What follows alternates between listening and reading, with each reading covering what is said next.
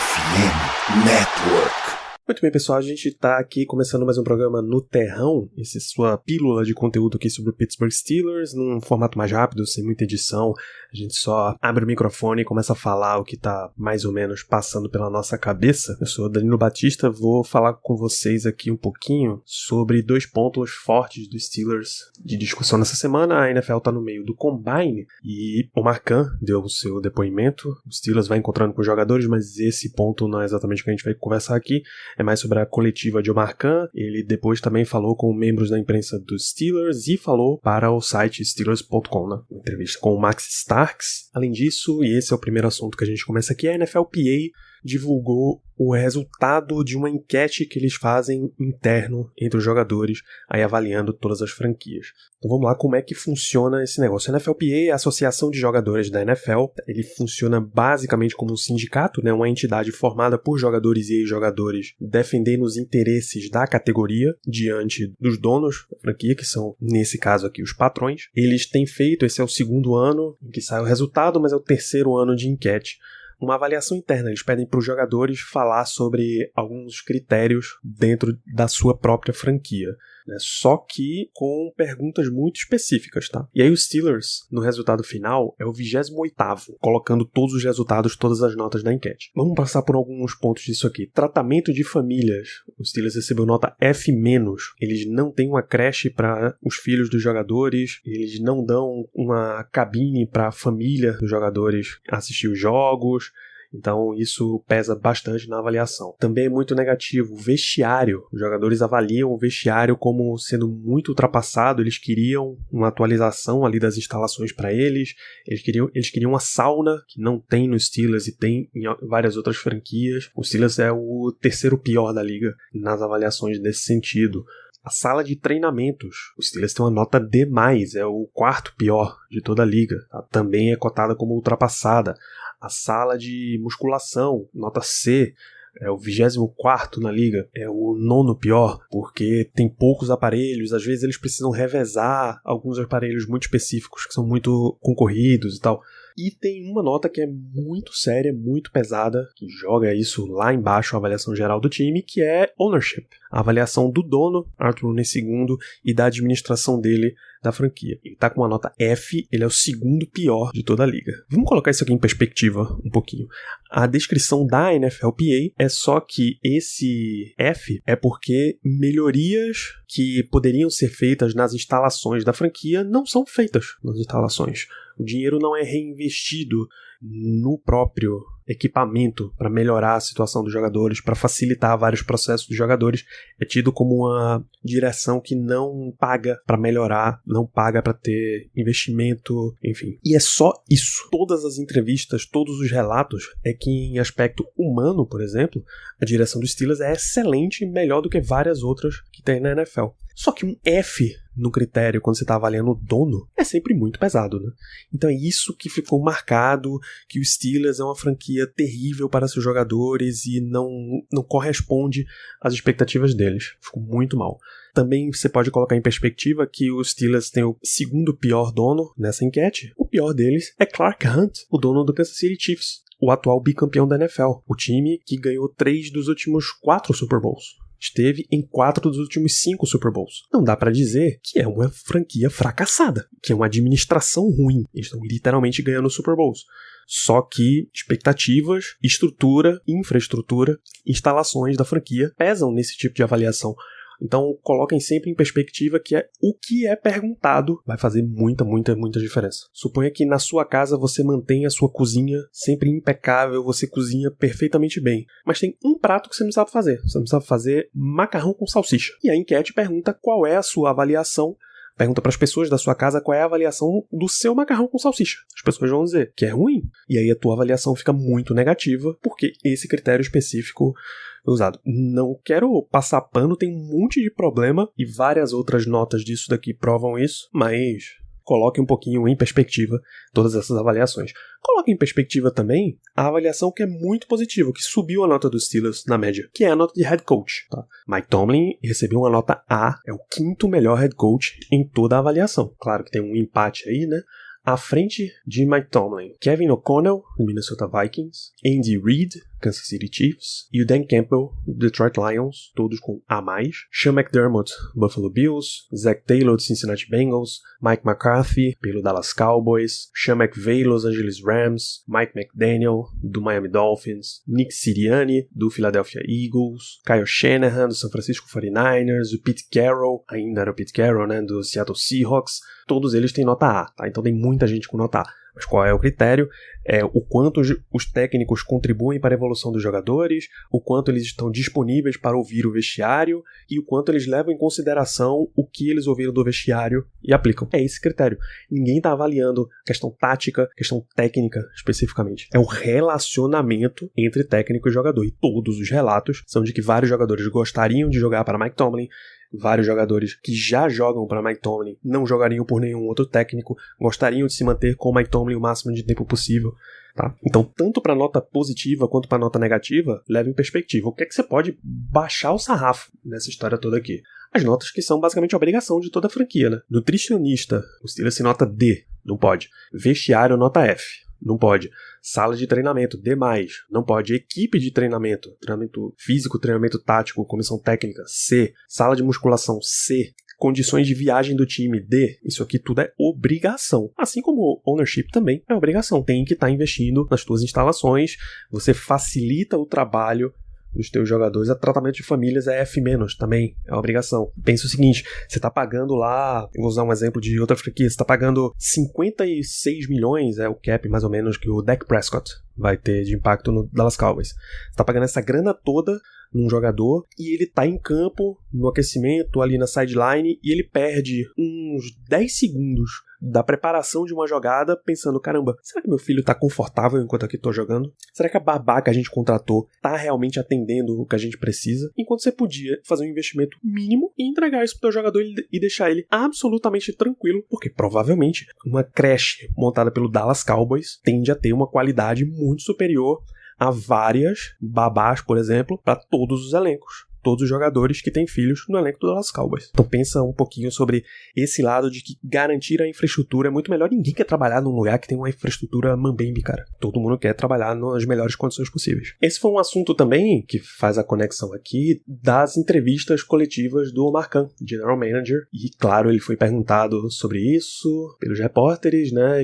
Arthur Rooney não quis comentar nada, o Omar Khan acabou entrando nessa conversa aí. Nas palavras dele, ele não acha que as instalações da franquia estão segurando o potencial do time e eles estão sempre em reuniões com os jogadores, eles estão sempre conversando com os jogadores, eles têm aquela política de porta aberta, né? Você pode entrar e conversar a hora que você quiser com o treinador, que nem sempre você vai ter um empregado reportando pro patrão o que tá de errado na empresa dele, né? Pelo amor de Deus, isso é um princípio básico. Você também tem que ter um poder de observação e melhora no teu processo. Então vamos falar dos pontos principais aqui de Omar Khan, que é de construção de elenco, né? A principal tarefa de um general manager é entregar um elenco de qualidade para a temporada nas mãos do head coach e da comissão técnica. Bom, primeiro, os repórteres tentaram de todas as formas tirar de Omar Khan informações de estamos negociando com o quarterback A, estamos negociando com o quarterback B, existe uma tentativa de especificamente ir atrás desse jogador, esse outro jogador aqui a gente não está atrás, não está interessado. Mas o Omar Khan desviou de todas essas. Porque é assim o trabalho de um general manager. Ele não vai entregar o que ele tá fazendo, não vai entregar o trabalho dele, porque cada coisinha que ele for revelando é munição pros outros se aproveitarem da informação e passarem na frente dele. Voltem a lembrar, quando o Steelers estava no draft 2016, por exemplo, e era muito claro que o jogador que eles queriam draftar era o William Jackson III. O Cincinnati Bengals draftou o William Jackson III, cornerback, uma escolha antes dos Steelers, que se desesperou e ficou com o Artie Burns. E vocês viram o que foi Artie Burns para os Steelers. Deixa eu dar mais um exemplo aqui. Draft 2018. Os Steelers tinham muito interesse em um jogador como o Rashaan Evans, por exemplo, linebacker, à época vindo de Alabama. Os Steelers tinham a escolha 28. O Tennessee Titans deu um pulinho ali à frente e puxou o Rashaan Evans na escolha 22. O Steelers foi ficando sem jogador na lista deles. Saiu com Terrell Edmonds, safety. Bom jogador regular, mas longe de ser o valor de uma primeira rodada. Entendeu? Tinha muitos outros jogadores que ele podia ter pegado antes, mais meio que desesperou, dizem que aproveitou que o jogador tava lá, enfim, não rola. Então, enquanto um general manager, enquanto alguém numa posição oficial, você não pode ceder esse tipo de informação, tá? Da boca de Omar Khan não tá saindo, tem uns relatos de que a galera dentro dos Steelers não tá soltando o que eles estiverem fazendo, embora Omar Khan tenha dito, estamos avaliando todos os métodos possíveis para melhorar o nosso elenco. É de se imaginar que eles conversar com todos os quarterbacks possíveis em todo o processo do draft, tá? Seja no Senior Bowl, seja no Shrine Bowl, seja agora no Combine, seja trazendo para visita. Todo quarterback possível, o Steelers vai trazer quarterbacks, só tem um no elenco. Eles vão atrás. Até os caras que estão cotados para sair muito antes do que o Steelers pode draftar. O Caleb Williams, o Drake May, o Jaden Daniels, o DJ McCarthy. Todo jogador desse você tem que dar uma olhada, você tem que dar uma conversada, você tem que ir no Pro Day do cara, entendeu? Você precisa avaliar todas as alternativas possíveis, assim como os free agents. Kirk Cousins é um free agent. Russell Wilson está à beira de ser um free agent. Ele oficialmente não foi cortado pelo Denver Broncos ainda, mas nos próximos dias deve ser. O clima está insustentável. Ryan Tannehill é um free agent. Mason Rudolph é um free agent. Tem outros caras em outras prateleiras mais abaixo que são free agent. A gente teve um episódio comentando só o cenário de quarterbacks. Cenário de troca. Zach Wilson está disponível para troca. O Justin Fields está quase claramente disponível para troca. Enfim, enquanto general manager, você precisa observar todos os cenários. Ele disse que está observando todos os cenários, mas geralmente tem uma galera ligada nessas negociações que vai soltando pro insider, olha, o Steelers conversou essa semana com, sei lá, o Chicago Bears a respeito para saber do preço do Justin Fields. Mesmo que você não queira Justin Fields, que você, ouvinte, não goste de Justin Fields, entenda que é obrigação do Steelers ir lá e perguntar, tá? Se por um acaso Justin Fields fica disponível por uma 7ª rodada e você não foi perguntar, você é o bobão da história. É simples assim. Então você tem que estar sempre ligado em todas as possibilidades de reforçar teu elenco, você tem que estar sempre com o quarterback maximizando as tuas chances de achar teu próximo cara. Mas nenhuma informação foi soltada, exceto que Mason Rudolph é um jogador que interessa aos Steelers trazer de volta. Eles têm a expectativa de que outras franquias vão negociar um contrato, que ele e o grupo dele, agentes, etc., empresários, vão tentar oportunidades em outras franquias, mas a porta está aberta para retorno. O próprio Mason Rudolph, grupo do Mason Rudolph, falou disso daí, que eles não descartam um retorno para os Steelers, mas é saudável até que ele vá ver no mercado se tem uma oferta muito melhor. Então, basicamente, essa é a questão de quarterbacks. Aliás, a questão de quarterbacks tem mais um ponto, né? Kenny Pickett é o único quarterback sob contrato nesse momento. E o Omar Khan simplesmente disse, eu tenho muita fé em Kenny, como ele tem que dizer, tá? É o único quarterback sob contrato, você tem que dizer que tem fé no cara. Pô, se der tudo errado, você não pode começar a temporada e teu GM disse que absolutamente não confia em você. Você tá de novo entregando a tua mão, entregando as tuas intenções, você não pode dar esse tipo de informação. Mas eles continuam reforçando de que vai ter competição. Se essa competição é Kenny Pickett contra Mason Rudolph, é Pickett contra Ryan Tannehill, é Pickett contra Sam Hartman, contra Michael Penix Jr., Bo Nix, não sei. Eu espero que o time invista dos dois lados, afinal eles precisam de mais uns 3 quarterbacks para o training camp e provavelmente 2 para o elenco, né? Um reserva e um terceiro quarterback, traz um veterano, traz um calouro e deixa as coisas acontecerem. E o Omar Khan diz que tem muita fé em Kenny Pickett e tá louco para ver qual é o impacto que o Arthur Smith, o novo coordenador ofensivo, vai ter no trabalho em cima do Kenny. É a esperança da torcida, né? Se for pra ser Kenny Pickett como titular, se for pra ele ter chance nessa briga, se você não traz um titular de alto gabarito, investe muito nesse titular, você espera que o teu coordenador ofensivo dê um jeito de facilitar as coisas pro quarterback e, ao mesmo tempo, o desenvolver. Mas vamos em tópicos de outros pontos, outras posições aqui, tá? Running backs. O Omar Khan falou sobre 2 aspectos do grupo de running backs. Primeiro, ele não cravou que o Steelers vai exercer a opção de 5º ano do contrato de Najee Harris. O time precisa fazer isso até dia 2 de maio, tá? Se eles o fizerem, Najee foi escolha de primeira rodada do draft de 2021. Então ele já jogou 2021, 2022, 2023. Nessa off-season, você ativa ou não o 5º ano. Ele joga o 4º ano, tabelado, é 2024. Se você ativar, 2025, o contrato dele está garantido. É um ano 6,79 milhões. Não é um valor absurdo, mas running backs não têm tido essa sorte ultimamente. E Najee foi um dos caras vocais aí a respeito de que running backs precisam ser melhor pagos, precisam ter mais oportunidades não pode ser esse jogador tão descartável. Além disso, ele colocou muito do peso da decisão se o Steelers vai ou não ativar o 5º ano nas mãos do Arthur Smith, que está avaliando o cenário ali de todos os seus grupos de ataque e está vendo se ele vai colocar mesmo as fichas na Najee Harris, né? Além disso, ele usou outra vertente aqui para falar de running backs, foi sobre o draft, né? Perguntado pelo Max Starks, ex-offensive lineman e membro do Steelers.com, sobre que posições estão interessantes nesse draft, ele mencionou explicitamente running backs é um bom grupo. É um momento interessante se você quiser adicionar um running back 3 e que possa eventualmente substituir mais ou menos o que aconteceu com o Kyren Williams no Los Angeles Rams, né? Ele era o running back 2, 3 do time, passou 2 anos fora porque estava lesionado, mas ganhou espaço e ganhou muito espaço nesse ano. Você quer um jogador que possa fazer um papel específico e aos poucos ser incorporado ali no teu elenco principal. Ganhar esta vaga, se possível, no teu elenco principal. Para isso, você dá uma escolha de, provavelmente, dia 3 do draft. Normalmente, já tá de bom tamanho. Ainda no ataque, se falou sobre 3 jogadores. Primeiro, Diontae Johnson, que tá indo pro seu último ano de contrato. E aí a imprensa quer saber, né? Pô, você tá renovando, você tá negociando, o que é que vai acontecer com o Diontae Johnson? E uma pequena gafe aqui do Marcan, porque ele começou a dizer: nesse momento estamos tendo conversações. Lembrou que ele não pode dizer isso, até parar assim e dizer: não posso falar sobre negociações individuais de um jogador individual, tenho muito respeito por Diontae, e normalmente esse tipo de extensão de contrato acontece mais à frente no ano. Esse é o relato do Steelers Depot, mas foi uma entrevista com vários membros da imprensa de Pittsburgh presente. Diontae Johnson é um grande mistério, né? Ele tem várias métricas de um wide receiver 1. Você não quer normalmente entregar o teu wide receiver 1 ou num time que está muito dependente de melhorar o ataque e perder o teu wide receiver 1 pode ser um prejuízo. Ao contrário, os times recentemente têm colocado nas mãos dos seus jovens quarterbacks o wide receiver de alto calibre. É o A.J. Brown na mão do Jalen Hurts, é o Tyreek Hill na mão do Tua, é o Stephon Diggs na mão do Josh Allen mais atrás, é esse grupo todo de wide receivers que eles entregaram na mão do Lamar nos últimos anos. Você vai fazendo esse tipo de associação. O único que não recebeu era o Patrick Mahomes, mas ele já era uma estrela e ele tinha o Tyreek Hill na mão dele. O Ja'Marr Chase pro Joe Burrow também, claro, um grande exemplo. Então você vai tendo esse tipo de negociações. Você não é padrão da NFL você tirar um wide receiver 1 do seu quarterback. Então é muito provável que os Steelers tenham a negociação, mas que eles vão deixar isso para rolar no training camp. Quando chegar, vai começar a negociação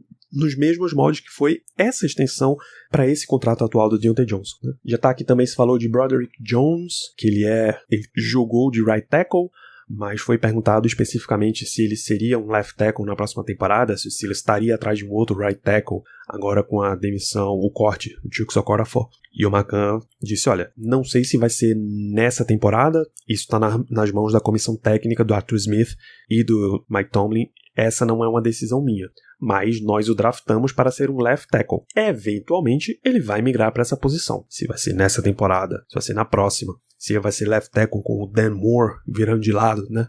Você vira os seus 2 offensive tackles.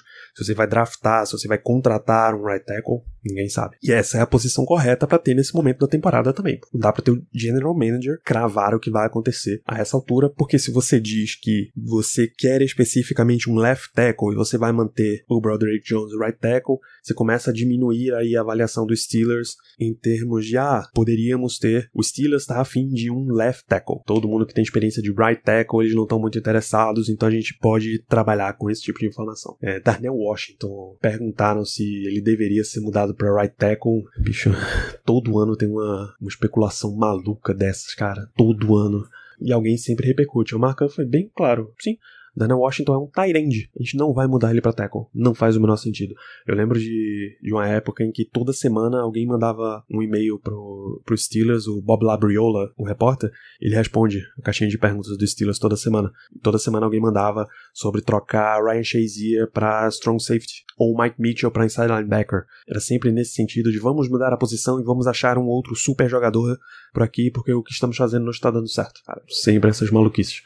Então o Steelers manterá Darnell Washington como tight end vai trabalhar um pouco na recepção dele, vai continuar trabalhando no processo de bloqueios, na força de bloqueios, bicho, isso não existe a menor dúvida de que vai acontecer. O Allen Robinson foi comentado também, foi um jogador com que o Steelers teve uma boa experiência, ele teve um impacto fora do campo como um mentor e dentro de campo também, ajudando o jogo corrido, por exemplo, quando o Steelers teve a ressurgência do seu jogo corrido na segunda metade da temporada, ele foi um cara essencial nesse fator, só que Allen Robinson tem um cap hitzinho aí de uns 10 milhões em cima dele, ou mais. 10 milhões eu sei que é o que livra se o Steelers fizer esse corte. Não dá pra ter o wide receiver 3 ter essa pancada toda quando você tem várias outras posições do time pra pagar, né? Não é exatamente um time jovem, os Steelers. Então, bicho, ou negocia uma redução salarial, ou corta e deixa ele seguir a vida, vá atrás de um outro wide receiver, que seria o que eu faria, inclusive. Pode ser até um outro veterano, tá? Não tem problema algum. É sobre Cam Hayward, passando um pouquinho aqui pro lado de defesa. O Steelers vai ter um pouco de cuidado com o retorno de Hayward aos campos. O próprio jogador já disse que tá maluco quem acha que ele vai aposentar. E aí o Markham fala que Hayward vai ter 35, agora em maio ele vai jogar a temporada com 35 anos de idade, já não é mais tão novo. Ele tá vindo de uma cirurgia séria, que ele fez recente, inclusive, nas últimas semanas.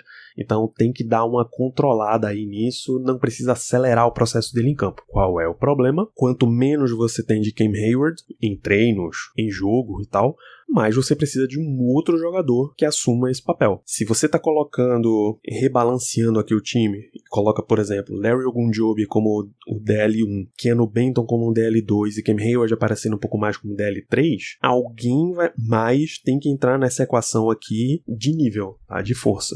O Steelers deveria fazer uma adição na sua linha defensiva nessa off-season, até para o caso de você ter Cam Hayward não recuperando, não retomando o grande nível que ele jogava. Você não pode esperar que isso aconteça para ir atrás de uma substituição. Você tem um bom general manager, antecipa esses processos. Então o Steelers vai ter cuidado aí na recuperação de Hayward. Foi perguntado sobre os cortes. O Steelers até o momento, a gente não comentou necessariamente em podcast, né? Dispensou 4 jogadores. O punter Presley Harvin em terceiro, o right tackle Chuks Okorafor, o center Mason Cole e o quarterback Mitchell Trubisky. 4 jogadores que a gente julgou como os mais nocivos da temporada. Os 4 são citados fortemente no nosso programa de piores do ano. Excelente eles serem cortados. E aí o Steelers teve a posição meio paternal ali de dizer, não, se a gente vai cortar eles mesmo, vamos cortar mais cedo, porque a gente dá oportunidade para outras equipes avaliarem, ver se querem contratar os jogadores, porque se você foi cortado, você não é um free agent por meio de acabou o seu contrato. Esses jogadores só podem ser negociados a partir do dia 11 de março. Jogadores que forem cortados podem ser contratados imediatamente. Até. Então, se você corta os seus jogadores antes, antecipa esse processo, você dá a eles a oportunidade de assinar, e foi isso que o Steelers comentou como motivo. É claro que o nível que eles jogaram fez diferença. Por exemplo, o Allen Robinson tem todo um peso aí de cap e não foi cortado ainda. Aí em defesa, Khan citou especificamente a situação de inside linebackers, disse que não tá fácil. Com o Holcomb tá machucado, eles não têm uma timeline de retorno dele ainda, foi uma lesão séria. Mike Tomlin disse ao final da temporada que eles só esperam saber de Holcomb ali em final de maio, começo de junho, mais ou menos, quando o time tiver as OTAs, né, Organized Team Activities, os treinos voluntários. Além disso, Kwon Alexander é um free agent e teve uma lesão considerável, então você tem que prestar atenção na situação do Kwon Alexander. Elandon Roberts está sob contrato, terminou a temporada baleado ali, mas está sob contrato. Mark Robinson está sob contrato, mas não tem um prestígio muito grande. E todos os outros jogadores que passaram ali por linebacker são free agents. Miles Jack é um free agent, Mika Walker é um free agent. Toda essa galera está aí disponível no mercado. Então o que é que você vai fazer? Você vai draftar um jogador no começo do draft? Você vai contratar um jogador de mais nome? Você vai só preencher ali a posição e esperar que esses jogadores principais retomem toda a forma? Vamos ver, o Steelers conversou com vários dos linebackers melhores avaliados no draft, agora no Combine, né? E é um grupo, inside linebacker, citado também nominalmente por Marcan como um dos grupos fortes desse draft. Ele fala especificamente de running backs, linebackers, edge rushers, como 3 grupos fortes desse ano. O running back deveria ser uma obrigação do time adicionar um cara ali por baixo todo ano, se você já tem o seu grupo, né, como é o caso dos Steelers. Já tem Najee Harris, já tem Jaylen Warren, coloca uns caras ali, escolha de 7ª rodada, undrafted free agents, vai trazendo um grupo aí pra sempre estar tentando achar o teu próximo. Inside linebackers, os Steelers deve draftar um jogador, conversou com muitos. Os edge rushers, tudo depende da situação do Marcus Golden, né? Você pode trazer o teu próximo edge 4, que seja undrafted free agent também, não tem problema, enquanto o Nick Herbig sobe para edge 3, caso você não queira trazer o Marcus Golden de volta, tá? Então tem muitas situações aí. E por fim, a posição principal aqui de Omarcan, que conecta ele com a gente, torcida, né? É a questão de não gostei de ter que assistir o Super Bowl de casa, do meu sofá. Vamos trabalhar para que no ano que vem os outros que estejam assistindo a gente jogar. Então, uma longa coletiva, vários pedacinhos, várias entrevistas aí de coletiva de Omarcan, e a gente traz esse programa aí para preencher essa off-season de vocês. Na próxima terça-feira, voltamos de férias das lives de Black Yellow Brasil. Acabou que as férias foram bem curtinhas, porque a NFL encurtou as férias esse ano. Então já tem mock draft na próxima terça, até antes de free agency, para dar o primeiro panorama aí para vocês observarem de nomes. Beleza? Acompanha lá @BlackYellowBR para saber quando tem mais programa na área. Nos vemos na próxima. Grande abraço.